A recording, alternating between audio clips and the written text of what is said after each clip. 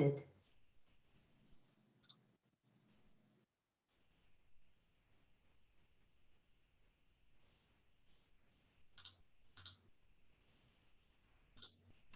Yeah, hello everyone. Good morning, afternoon, one of those things. Hey, everybody. Michael, we meet again. I think we're meeting soon again, right? Maybe, I don't know. I'm not sure. Maybe I thought I'm confusing with somebody else. My calendar is a game of hatred. I don't really know. Yeah, I mean, mine is just community meeting after community meeting. Josh, just so we're clear on the Michael thing, the Alpha Omega project has an unspoken rule, which is if you want to be part of Alpha Omega, your first name has to be Michael. You're welcome to change your name in order to be part of the project, but you know, there's just no ambiguity there.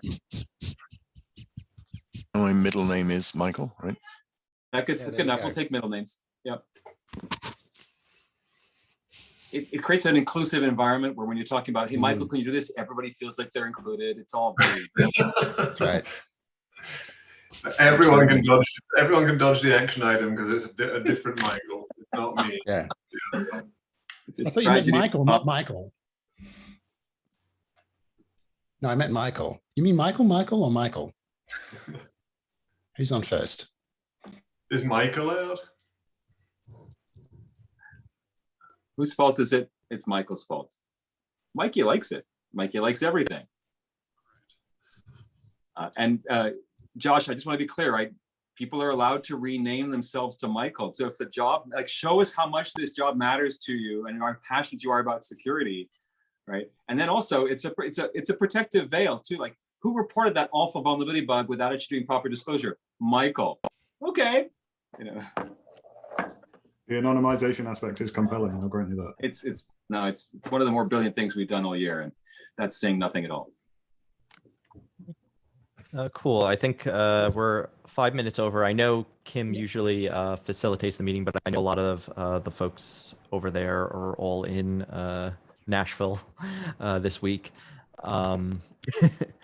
So I guess we could probably get started here. Just a reminder here, this meeting is recorded, and we'll probably end up on YouTube shortly after, and you know, you're abiding by OpenSSF. Abide by the OpenSSF code of conduct. Cool. So let's go through the agenda. But before we go through the agenda, is there anybody who is new to this meeting who wants to introduce themselves? It's hard to keep track because of how large the meeting has gotten. Hi, I'm Steve Winslow. I used to work at the LF. I'm now working as outside counsel with the LF, and was just joining today. I think at the end of the agenda, I'm going to be sharing some things about the community specification process that you talked about. So thanks for the invite and happy to be here. Hey, Cool. Steve. Glad to have you.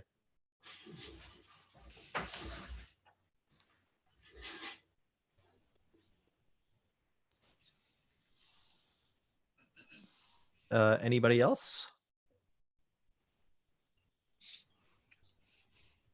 All right. Cool. So we can get started here looking through the agenda.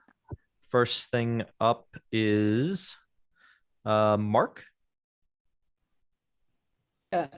Thanks. So I wanted to just mention that you know, like, we have a lot of GitHub issues for sure, and we certainly need contributors, but I want to call out, like, there's a list of, like, we have a tag in the issues for, like, kind of straightforward website work that is not really content specific, around, like, fixing up the CSS so we could have multiple menus, fixing, like, CSS issues, switching to Netlify for hosting.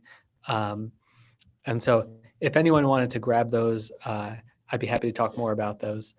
But I've been doing a lot of that right now, but my bandwidth is kind of limited. So I just wanted to mention that. No CSS, well, well, you're gonna have to use CSS if you want to do some of this stuff. But you could like switch to Netlify, for example. On the Netlify one, I think Jory was going to handle that. So we should probably update the issue. I'll do it now. Thanks.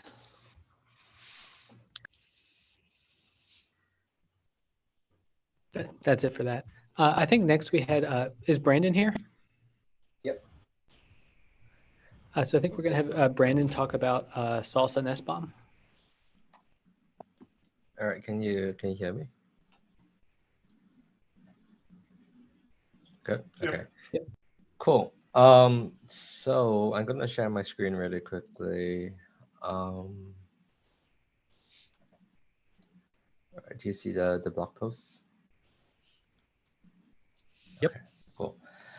Yeah, so I talked a little bit about this the last session, but we kind of fleshed it out a bit more. I think like what I'm hoping to get from the course to kind of just share a little bit of the broad ideas, and I think we're looking to have this be part of the salsa.dev blog post. So I think by the end of the call, maybe get some feedback as well on your next steps about creating a PR for this. So generally, the idea that we want to kind of put forward is, people think about SBOM, people think about salsa, but they usually think about them in different contexts. So what we're trying to drive at here is that, there are a lot of hard problems that are being addressed in SBOM, and there are ways in which SBOM salsa can help accelerate solving those problems, as well as using concepts and principles of salsa to kind of make SBOMs, add SBOMs functionality to be able to react to things like supply chain compromises. So we talk about a few main problems, first of which, like I said, how to respond to supply chain compromises. Can we have SBOMs also be able to do that? We talked a little bit about the distribution problem and how salsa can help. And we also talked a little bit about how most SBOMs today are generated with, they call it auto after creation tools. So usually you end up scanning a container or scanning a VM image to kind of try and create a list of things that come out of it. So very, very quickly, we talked mainly about accuracy and completeness. By using the salsa attestations and build metadata, we are able to kind of create SBOM more constructively. And also the trust in terms of, okay, now we can reference from SBOMs, and this is something that we're talking about within the SPDX build profile working group. Okay, now we can reference salsa documents within the SBOMs, and this will be able to provide additional level of assurance to say that this particular artifact was also built in a trusted way, and here's the material you can look at. And we talk a little bit about also kind of the ideas around salsa and the implementation and tooling, and how that can potentially be used in SBOM as well. And the last part of this is talking about using salsa built metadata to be able to make SBOMs more composable in a way that tooling doesn't have to really need to implement how to obtain SBOM for its input, but rather just describe its process, resulting in composable SBOMs. And so people can generate more complete SBOMs that way. Yeah, so I think the next step for this would be to create a PR to put it in the salsa blog. But I want to get comments and kind of thoughts from folks here.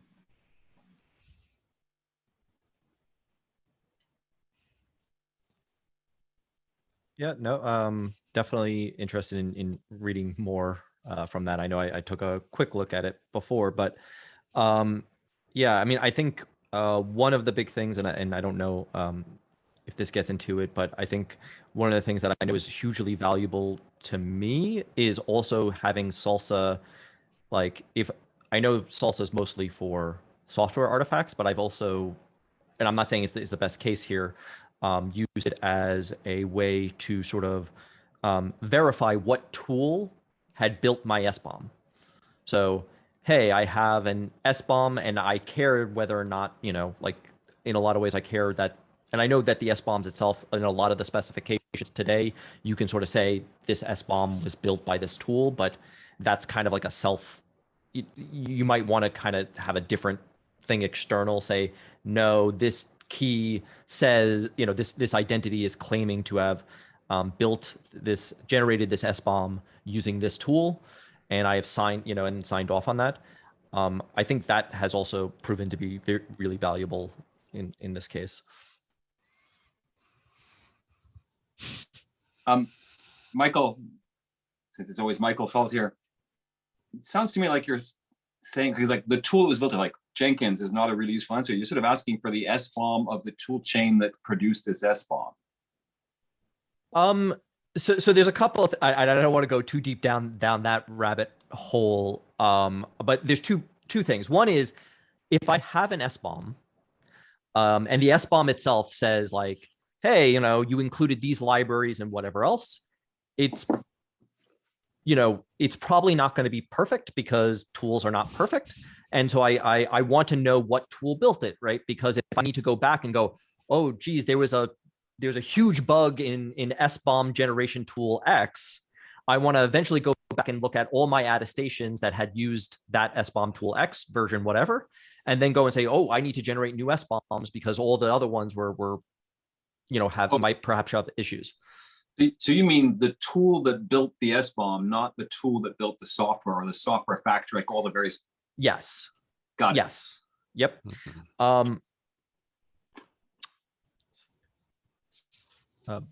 Moshe?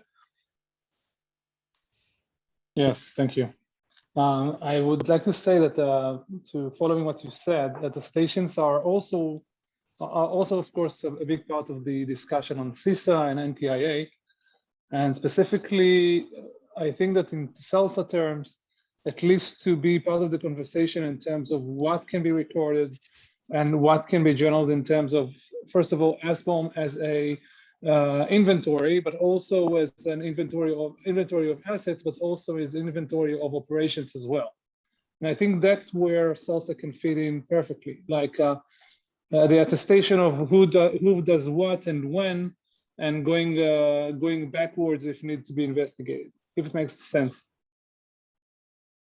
Yeah, I think just to respond to kind of that, in the blog post we kind of leave it at very high level, but yeah, I think like we talk about how some of the attestation techniques and some of what we're doing we can use that to map onto SBOMs as well. But I do agree, yeah, all that is kind of things we have to discuss, and I think the call to action for the blog post is for the communities to get together and start talking about these. Great, thank you. Mark? Yeah, I guess one thing to follow on to the previous comment, I feel like I've been feeling more and more that because the SLSA provenance and SBOM are so similar, and it's actually pretty hard to describe the differences. They are mostly overlap, but neither is a superset of the other. I'd like to consider going forward, like how we could align them and maybe long-term, even making it the same thing, like expanding one to fit the other or making one a superset of the other or something like that. Just because right now I think it's too confusing that we have two similar but not quite the same concepts. Yeah, I agree with Mark wholeheartedly there. I know, I think that there's also things there that I'm going to put as diplomatically as possible, which is just like, it is unclear because everybody has almost a different definition of what an SBOM is. And to some extent, for the folks who have worked within the SBOM space, the NTIA's minimum specification or minimum things for SBOM is quite broad. It's just, very simple. And, SPDX has taken a bit of a conservative approach on what should be included. And Cyclone DX has taken a very, you know, like, hey, let's throw everything in the kitchen sink. And there's also a lot of other stuff that, you know, potentially counts as an SBOM but isn't an official thing. And I think where we can, we should definitely be a bit more involved in some of those conversations. Michael?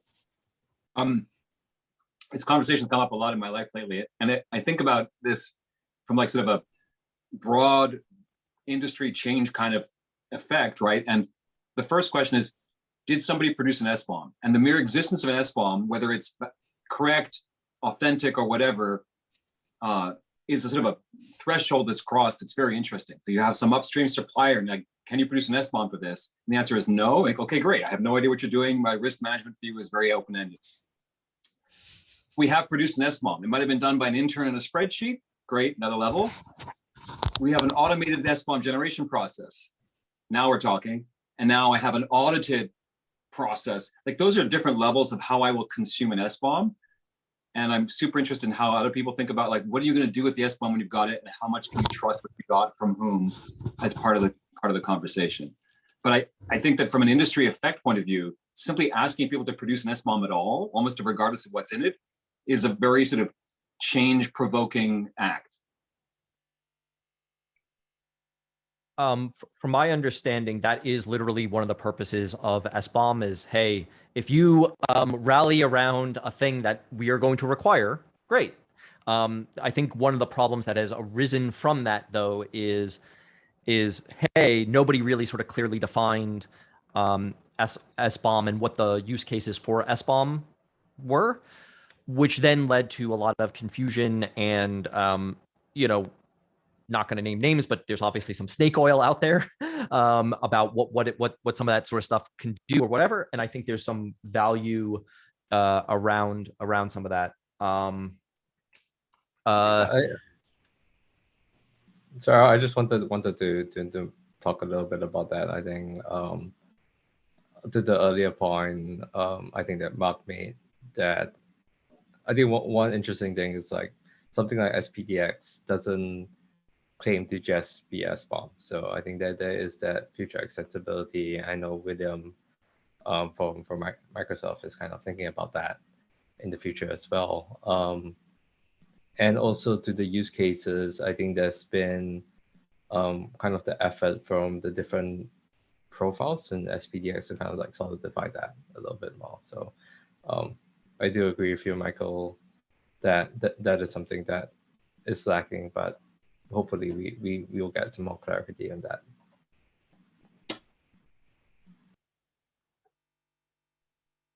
that. John?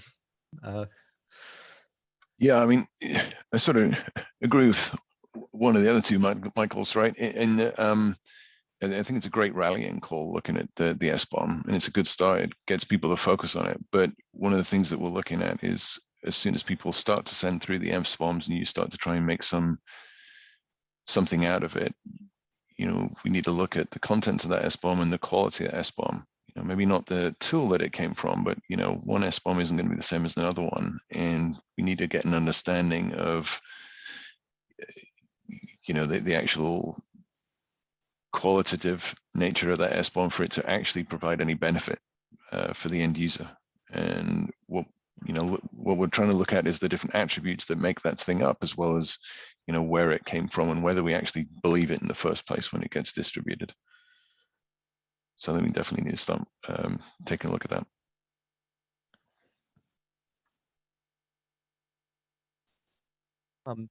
Cool. So I think probably want to move on to the next topic here, so we still have time. But I think one thing to tie it together, it just sounds like probably this group wants to maybe talk more about use cases and what sort of the data we're trying to get out of there, and then collaborate with some of the SBOM folks. And then cool. Next up, Mark, roadmap. Yeah, let me see if I could present, because I always have trouble presenting on Zoom. So bear with me. Let's see if I could get this correct.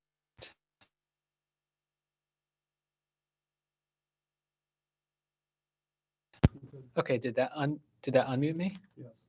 Okay, I figured it out. All right, if you share a tab, you could then push the little button on the Zoom screen at the top to unmute yourself. Okay, great. Oh, okay, there we go. Okay, so I wanted to start a proposal for how we could put together a roadmap for our community on what we want to focus on and accomplish over the next,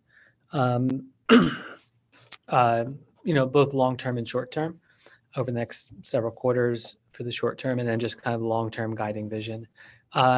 So what I have here is an attempt to aggregate what I think is the important points that people have been bringing up over time. And so this is more of a starting point for discussion. It's not like this is it. But I want to propose, present it here during this meeting, and then we could move it to like the SLSA proposals and eventually make it like a public thing with input from everyone. So I tried organizing around 4 long-lived themes that I think are the main kind of areas of work that we'll be going, over the years when related to SLSA, and then some priorities for 2022 that set realistic goals for what we could actually accomplish. And the goal here is to kind of organize people so we could so different folks could work on the different parts that they're interested in. In terms of themes, I think it seems to me that the 4 main long areas of work are specifications, tooling, adoption, and government or standards, something like that. In terms of the specification, we want to have the specification be stable, practical, and useful for reducing risk with a healthy surrounding community. And that's like the things around the SLSA levels themselves, formats, the website, documentation, etc. Not any particular implementation, but just people to go around the SLSA project. Then have tooling, services, and documentation make SLSA readily adoptable. So that way, software projects who are interested in SLSA have a way of practically doing it and making that possible and easy. Then another third thrust would be actual adoption of SLSA within the open source community. So that with the goal of actually reducing risk, because just making things possible doesn't actually reduce risk. And then fourth would be to make government and industry widely accept SLSA as the lingua franca of supply chain security.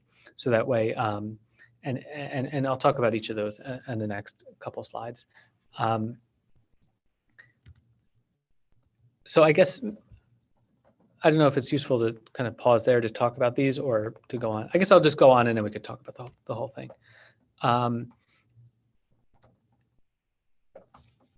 Although feel free to interrupt. In terms of the work that we could do in the specification in the next couple quarters, next quarter or two, I talked to a couple other folks about this as well. I think it's worthwhile to think about having a stable release, say by the end of June, sometime within June, a 1.0 release. My proposal that I would like to start with, and I'll actually have a full proposal and we'll discuss this fully and weigh the pros and cons, would be to pare down SLSA to just the core parts that we all agree on. And I'll talk about that on the next slide. And simultaneously having a framework to extend SLSA beyond that core competency. There's been discussions around, so first of all, with the SLSA 1, I propose that removing the 2-party review and the source requirements because it's kind of ill-defined right now. And there's been a lot of concerns around how we actually implement that in practice and whether that will actually work and whether organizations can actually do code review. But I think we ultimately want something around source security. There's also been talk around vulnerabilities and vulnerability management. There could be other aspects, other parts of supply chain security that are not just build integrity. And so if we could figure out how we could evolve SLSA over time to address these more broad threats and kind of start with something small that we think that we do well. And then once we kind of have that, we could expand. And then also finalizing or at least having a 1.0 release for our attestation formats, which are currently 0.x. And finally, something about community health, just to make sure we have like, by whatever measure we agree upon.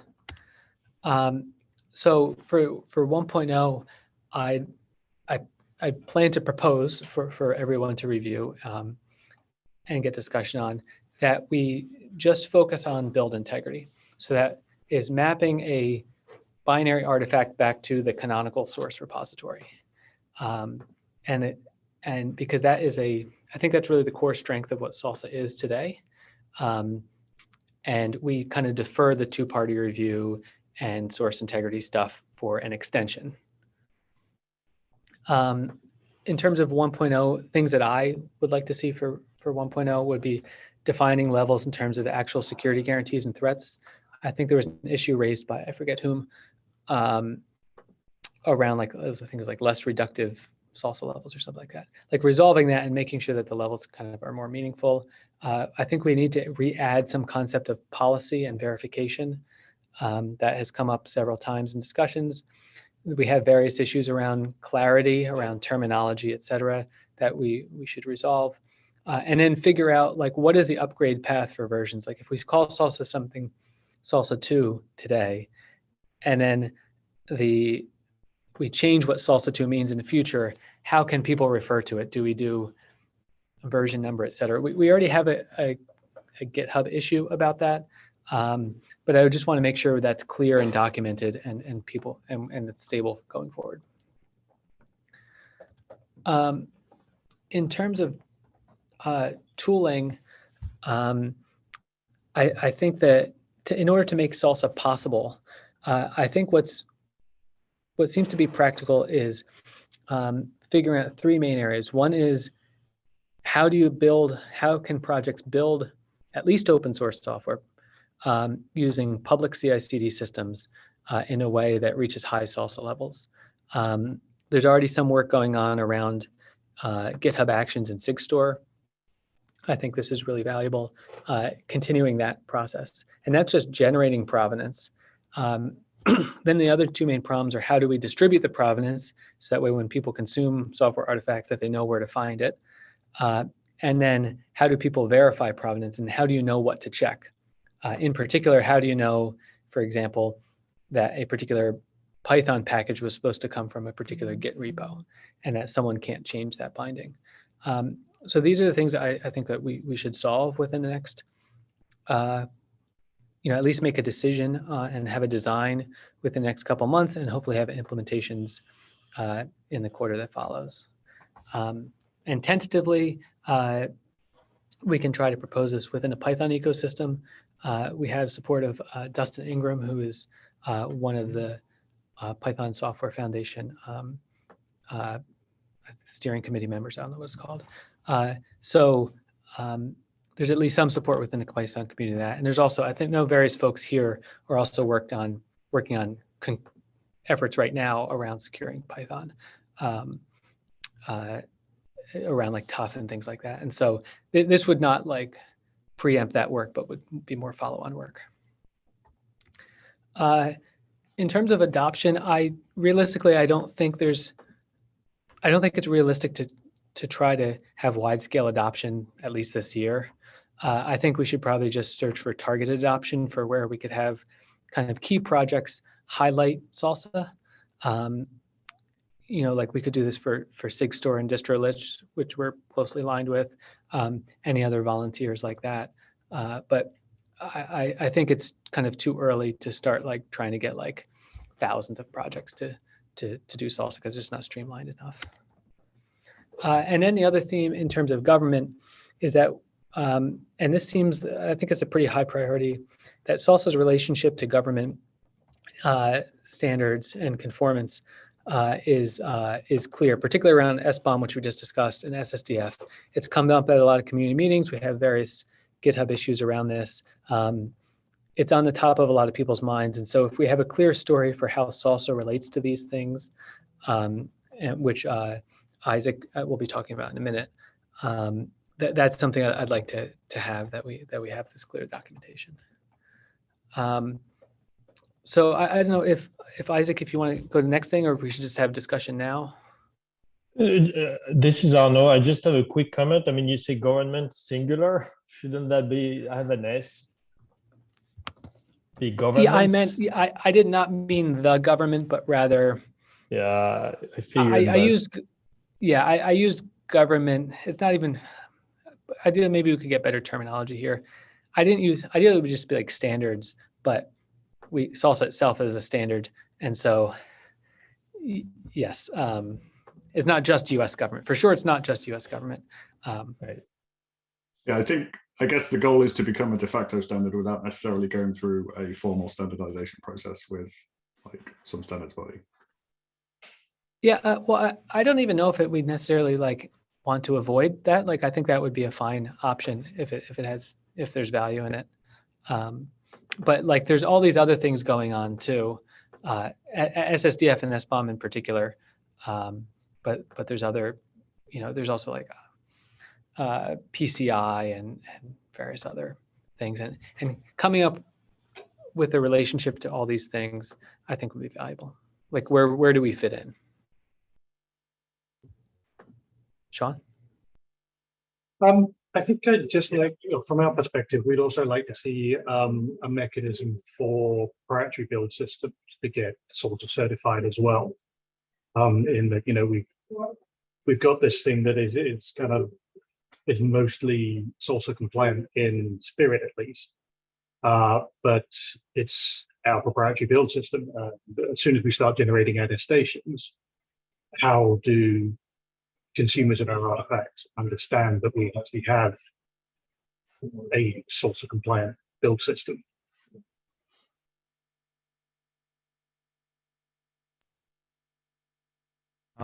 So one other thing, and I didn't see it in there, but I think it's something that is I think critical for the 1.0, is we should really clarify maybe a set of like demonstrative artifact types that we are sort of gearing towards for SLSA. Because I mean, literally yesterday in the wild, did see, and to be clear, the folks who were sort of involved here were like, hey, this doesn't make sense, because if I have, let's say, a Helm chart, I can certify my Helm chart is essentially SLSA 4 because it itself doesn't really have a build, it's just some text. But does that really mean anything? And I think we should really be clear about, when talking about SLSA, at least initially, we should be talking about certain kinds of artifacts that are probably the important stuff that you want to have SLSA attestations for, compared to, somebody who at the end can say, hey, I have a deploy script, and that's, SLSA 3 or SLSA 4, but my actual build in my actual, containers and artifacts have no SLSA.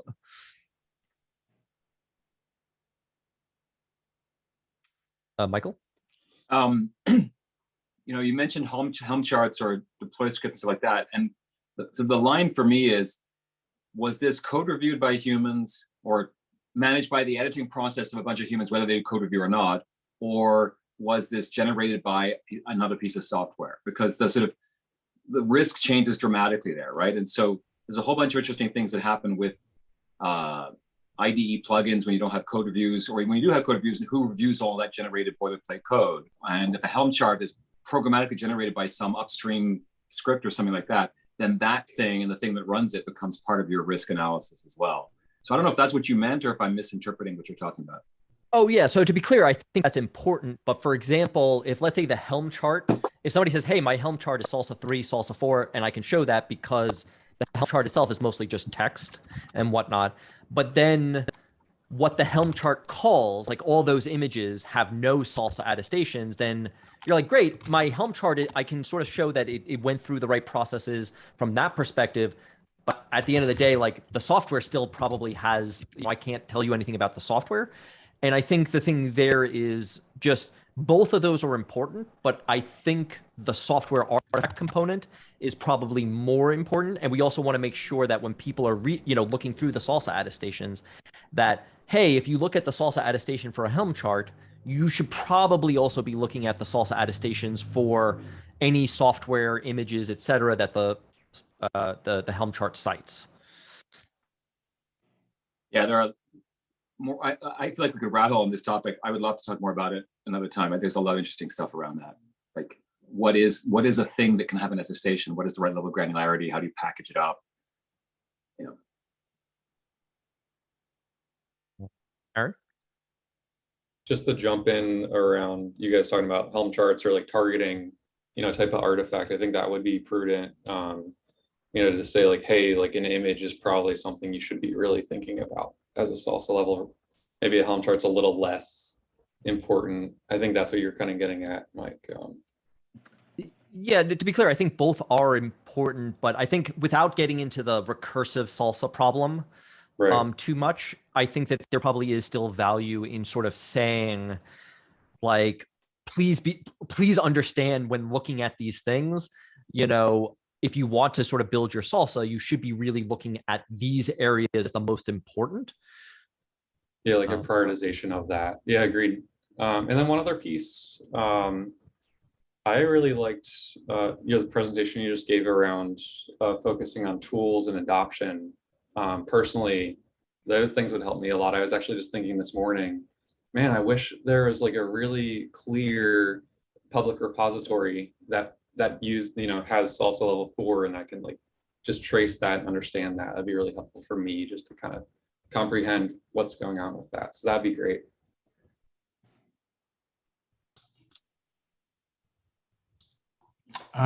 Would it be possible, I guess, then, or would it be fair to say that if you're looking at a Helm chart that has dependencies of varying SLSA levels, would it be more of an accurate representation to use the lowest kind of common denominator to give the assurance for that type of artifact? I guess like looking through the dependencies, if you have something like one dependency that's, SLSA 4, one that is SLSA 1, would that then entail the overall, like kind of the package of that to be SLSA 1? Assuming it goes through all the things that it needs to in order to, actually be SLSA 1.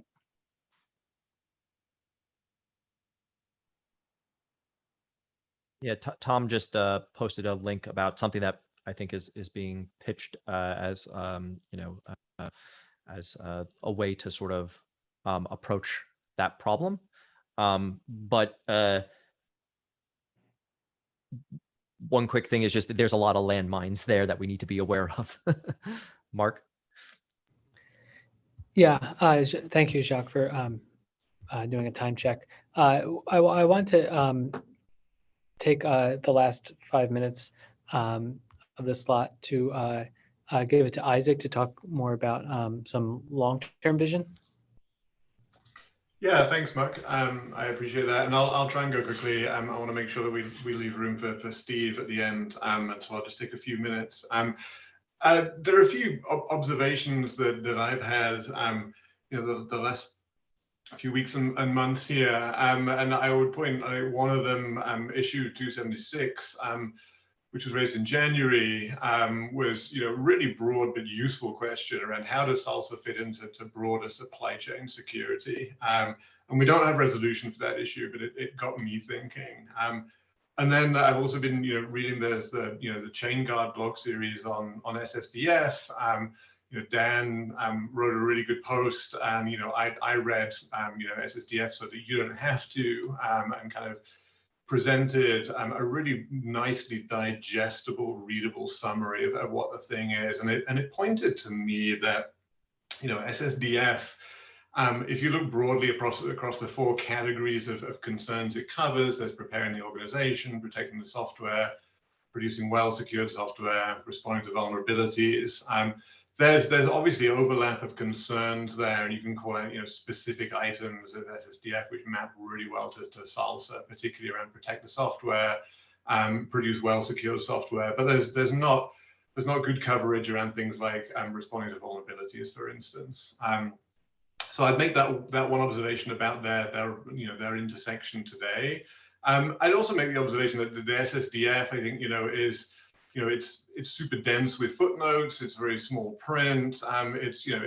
it caveats itself that it's not a checklist, it's a descriptive, broad and encompassing foundation. And so I think there's there's an opportunity there for SSDF to think about, how can we make ourselves more actionable and more adoptable.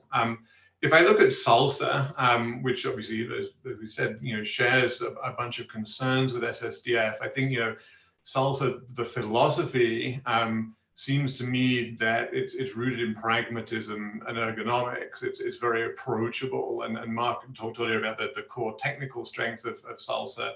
I think the core structural strength of SLSA is that it's the ergonomics of the framework itself. It's easy to get on this ladder, and once you're on the ladder, each rung is easily reachable from the last. And it gives it a flavor of a transformation framework, recognizing that adoption is not a single action. It's a journey for most organizations. It's a multi-step process. And so with this set of observations about SSDF and SLSA, it seems to me that there's an opportunity to evolve SLSA over time to fill this gap for a transformation framework aligned with SSDF practices. And I think it was pertinent that we talked earlier about, we don't want to be too US centric and think about, SSDF as the be all and end all of government standards.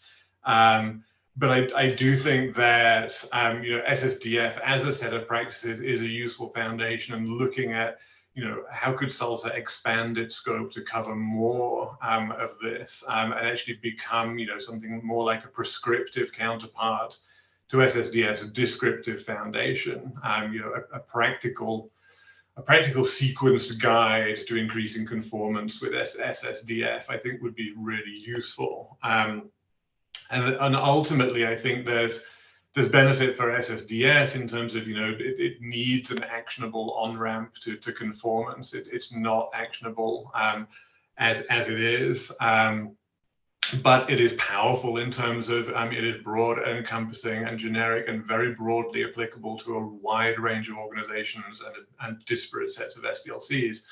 I think that the SLSA would stand to benefit from increasing the scope through increased relevance and value. I think that there is this gap, and I think that the people are wondering, where do I begin? What is my first step, and then what are the next steps from there in terms of increasing my security posture and supply chain?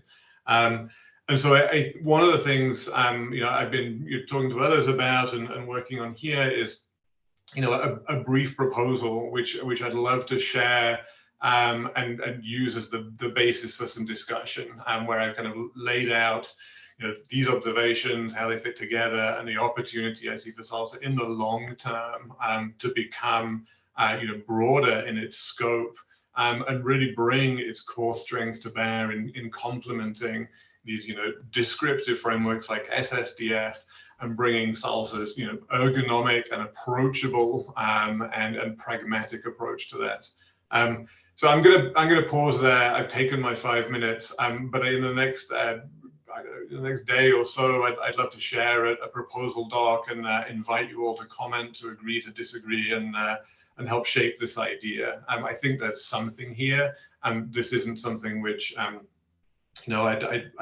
dare say it's not entirely baked, but I would love to get the input of the group and help shape this into something which we can all get behind and believe in. So I'll share a document in the coming day or so, and as I said, I just this is a preview of some of the ideas in that document, and an invitation to jump in and help me take this somewhere. And with that, I can yield my time. And Steve, I've taken 2 of yours. You've got 13 minutes left, I think, of your 15. No worries, thanks. I will go ahead and jump in. So this, I think, is a follow-up from, looks like a conversation that the SLSA group had with, I think with Mike Dolan and Scott Nicholas over at the LF about community specifications and adopting the community specification governance and license model for the SLSA spec. Let me drop a couple of links into the chat, and then I will screen share. This is following from the issue that I just dropped in which was where there was a discussion about switching to the community spec license. You'll see in that thread, I kind of in chatting with a couple of folks, I put together a draft repo for what the governance could look like for SLSA using community specs. And this is basically leveraging on what we did on the SPDX side. I'm on the part of the SPDX steering committee, and we similarly adopted community specs last year for SPDX going forward.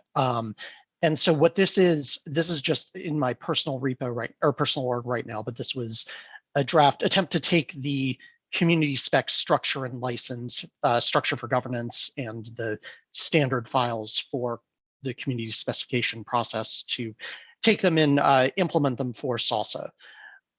There are a few specific things that I had that I wanted to flag for the community to think about. And so I've got issues listed for each one of those.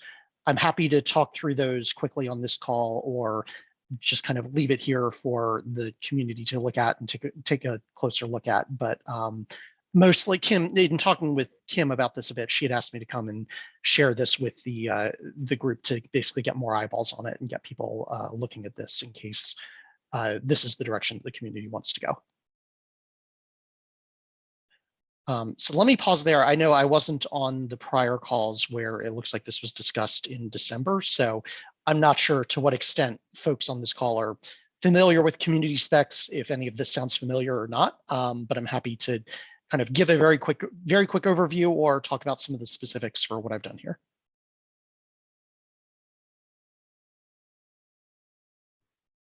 I wasn't on the prior call either. I'm curious if it's possible to concisely summarize, or maybe not even concisely, but summarize what would be different from how we operate today to how we would operate in the future if we adopted the community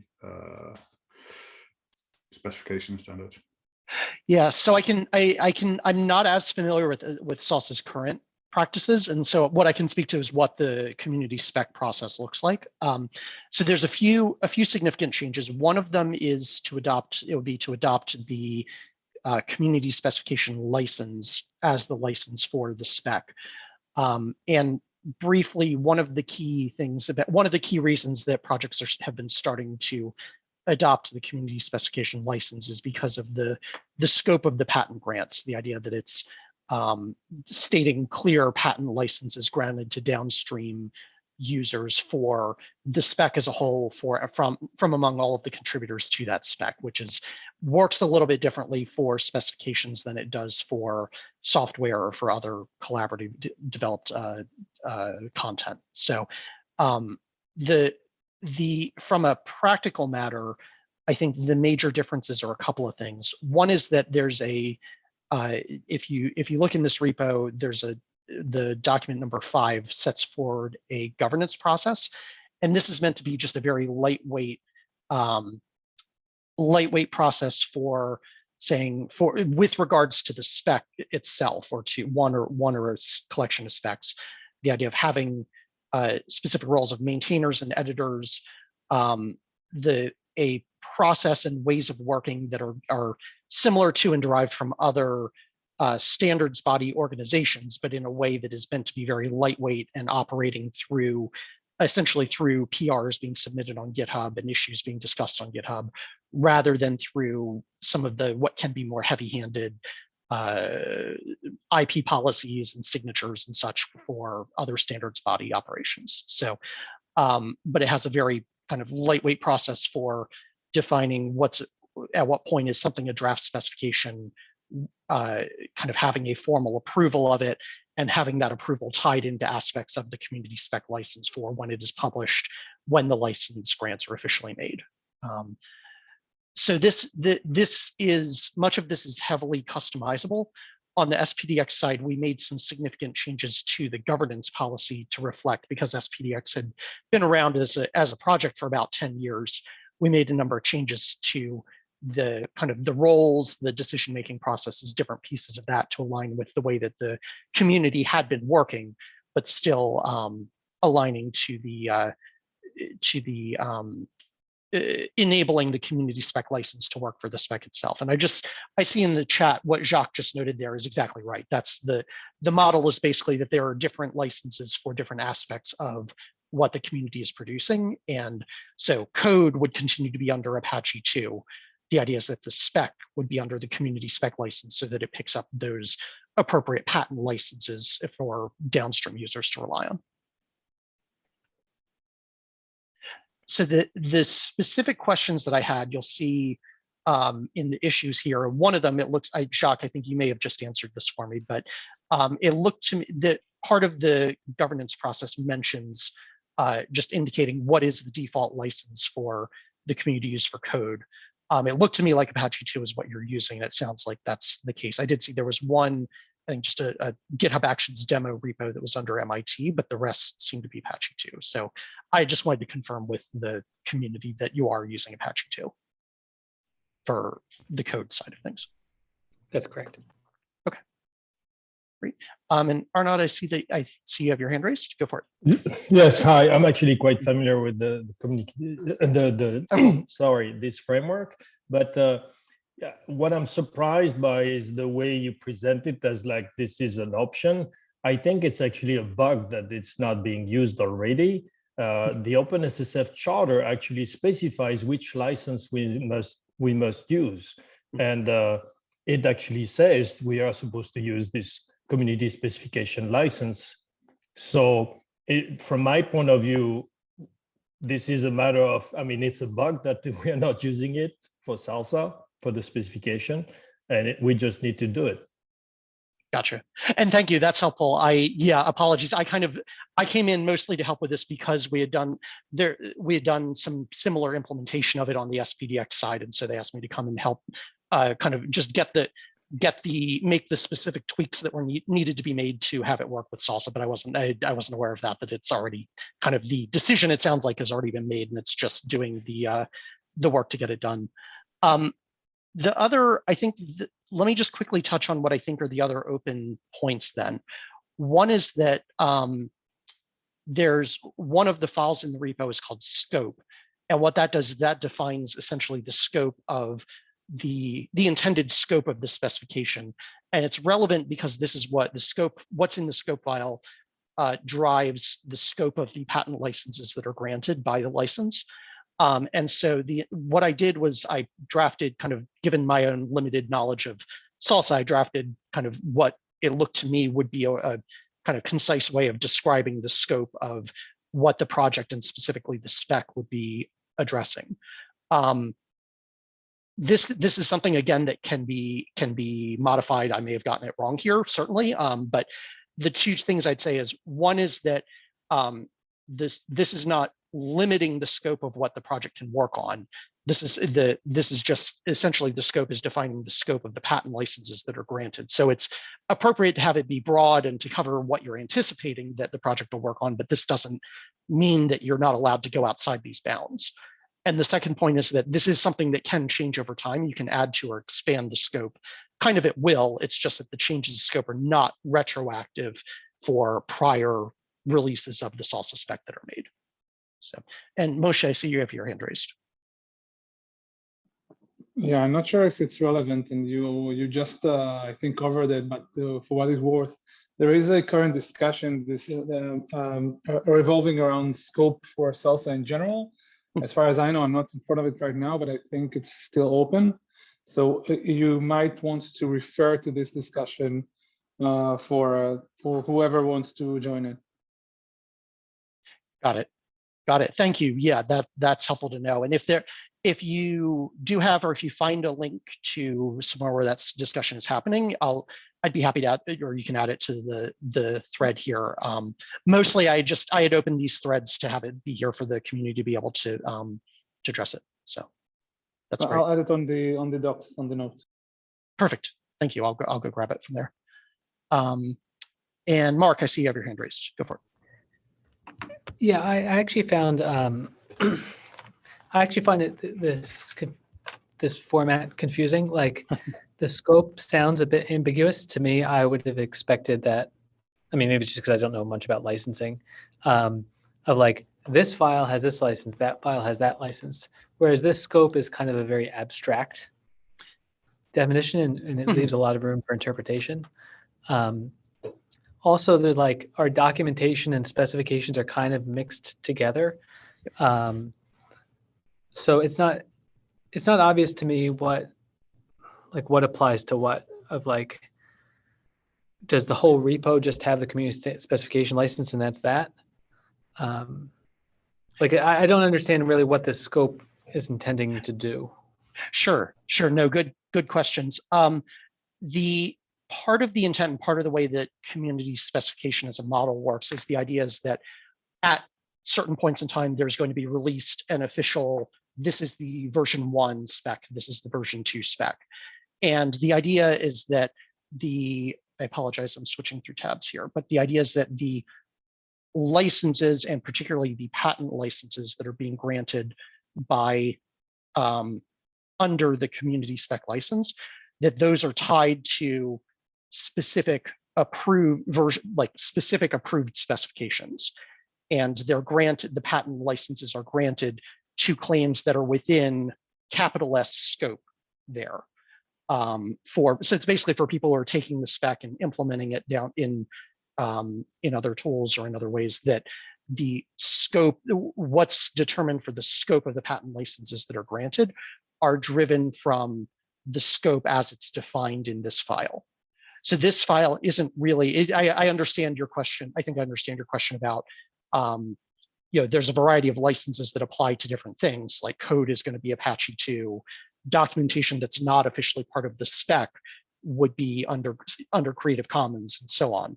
But for the ideas that the materials that are the spec itself, their license would be the community specification license version 1. And where that license grants patent licenses driven by the scope, the idea is that the scope would be whatever's defined here, whether it's what I've put here or however the community plans to modify this. So I'm not sure if that answered your question, I hope. Yeah.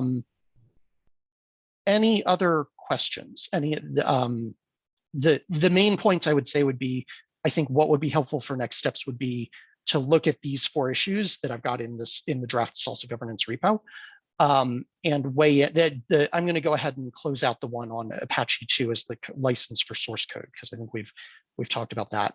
The other ones are mostly particularly looking at the scope and reviewing the governance process, that process of how releases of the spec would get designated as draft or approval, kind of reviewing that and seeing if those fit with the way that the community wants to operate.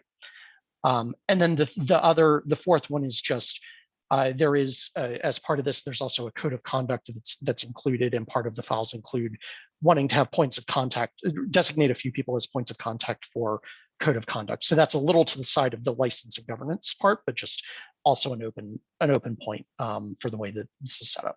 So, yeah, go for it.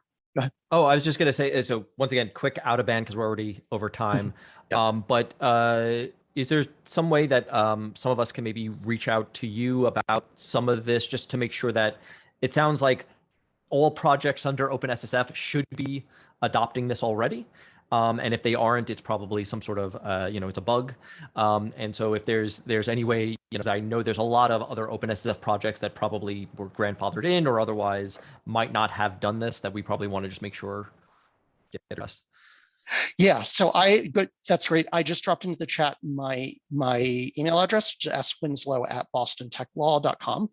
If you reach out to me there, I'm happy to coordinate with you on that. It'll probably be mostly connecting you back with the LF folks who handle the governance who coordinate with the governance for a lot of other stuff. I'm happy to help coordinate that, sure.